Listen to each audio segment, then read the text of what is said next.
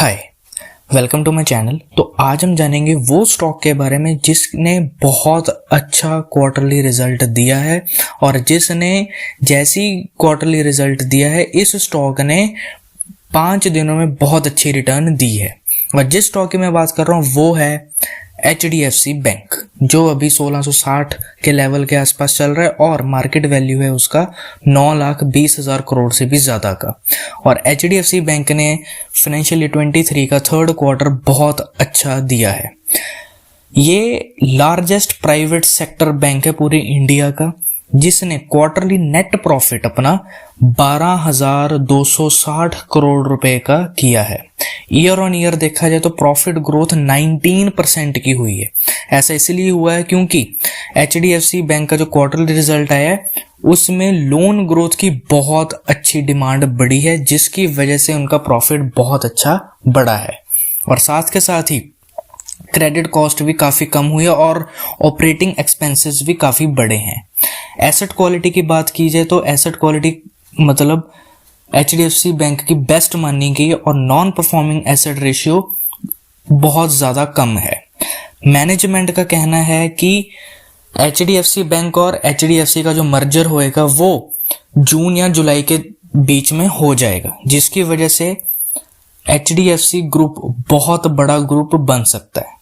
Market share भी gain करना बहुत किया है। HDFC बैंक ने अभी तक मार्केट शेयर बहुत ज़्यादा बढ़ाया है और अभी देखा जाए तो दिसंबर एंड तक HDFC बैंक के पास टोटल एडवांसेस 15 लाख करोड़ के थे, जो 20% की ग्रोथ हुई है ईयर ऑन ईयर। साथ के साथ ही रिटेल एडवांसेस और कमर्शियल और रूरल बैंकिंग लोन्स में 20% की सालाना ग्रोथ आई है और रिटेल में 30% की ग्रोथ आई है।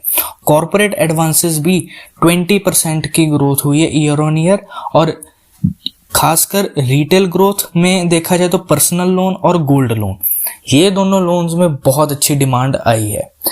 जहां पूरी इन्फ्लेशन आई पड़ी और लिक्विडिटी पूरी टाइट हुई पड़ी पूरी बैंकिंग सिस्टम में, वहां HDFC बैंक अगर देखा जाए तो 9% ही डिपॉजिट बढ़े हैं, जो पहले 19% होते थे। कासा रेशियो देखा जाए तो वो पिछले क्वार्टर जो 47% होता था अब वो 44 रह गए। और साथ के साथ ही ग्रोथ में देखा जाए डिपॉजिट्स में तो 27% की ग्रोथ हुई है और 12% लोन में ग्रोथ आई है। मार्जिन की अगर बात की जाए तो इनका हिस्टोरिकली 4.5% ही रहा है और इस क्वार्टर भी 4.1% रहा है। HDFC बैंक का जो ऑपरेटिंग एक्सपेंस इसलिए बढ़े हैं क्योंकि इस क्वार्टर इस 3 महीनों में HDFC बैंक ने 684 ब्रांचेस खोली हैं और मार्च एंड तक 500 ब्रांचेस और खोलेगा। एग्रेसिव ब्रांच एक्सपेंशन के देखा जाए तो मैनेजमेंट ग्रोथ फोकस बहुत ज़्यादा कर रही है और साथ के साथ ही ब्रांच नेटवर्क भी बढ़ेगा, एम्प्लॉयमेंट भी आएगी। एम्प्लॉयमेंट आएगी तो ऑपरेटिंग एक्सपेंसेस भी बढ़ेंगे। जो पिछले क्वार्टर 12% ऑपरेटिंग एक्सपेंसेस बढ़े थे अब वो हो चुका है 27%।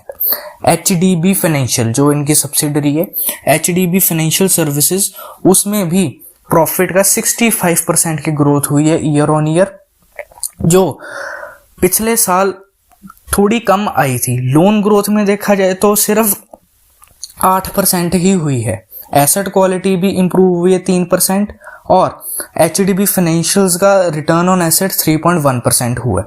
सिर्फ और सिर्फ HDFC सिक्योरिटीज में ईयर ऑन ईयर देखा जाए तो 20% की गिरावट आई है।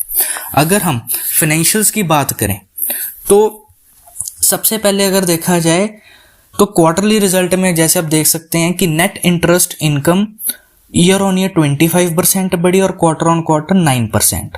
प्रॉफिट आफ्टर टैक्स 19% बढ़ा है, जहां पिछले साल 10,300 करोड़ होता था अब वो हो गया 12,260 करोड़ तक, 19% की ग्रोथ आई है।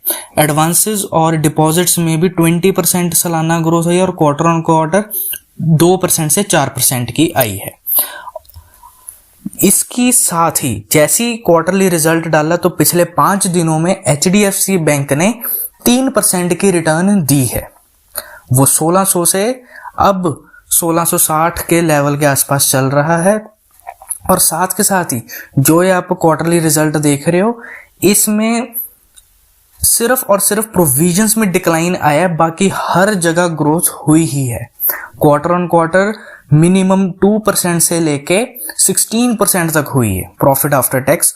और ईयर ऑन ईयर देखा जाए तो 6% की गिरावट है ये प्रोविजन में, और 27% एक्सपेंसेस बढ़े हैं, क्योंकि ब्रांचेस खोल रहे हैं तो एक्सपेंसेस तो बढ़ेंगे।